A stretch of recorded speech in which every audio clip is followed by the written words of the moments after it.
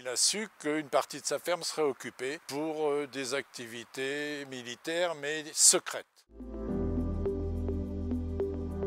Je suis François Delacroix. J'ai vécu toute ma jeunesse dans cette ferme-là et j'ai été exploitant agricole suite à mon père et ma mère. Mon père s'est installé ici avec sa maman et toute sa famille en 1930. Et c'est en 1943 que, suite à une visite des représentants de l'armée, il a su qu'une partie de sa ferme serait occupée pour des activités militaires mais secrètes.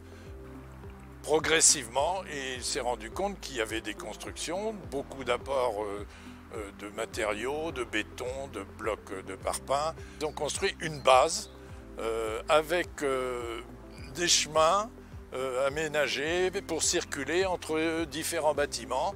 Tout ça sur environ une dizaine d'hectares. Monsieur Hollard était un ancien officier de l'armée française, démobilisé, et il était engagé dans la résistance. S'est aperçu, avec les informations que lui avaient données les résistants locaux dans les villages, que ces constructions-là avaient un but militaire et que toutes avaient le même type, donc c'était destiné à mettre en place des systèmes de défense ou d'attaque plus exactement vis-à-vis de l'Angleterre. Il s'était aperçu que tout était un peu sur le même modèle et grâce à une boussole sur plusieurs endroits, il a vérifié que l'orientation était toujours dans l'axe Londres.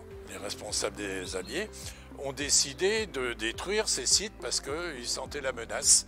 Donc régulièrement, les bombardiers anglais sont passés sur la région, Seine-Maritime. Ici, sur la ferme de Bonnetot, ils sont venus 25 fois peut-être bombarder.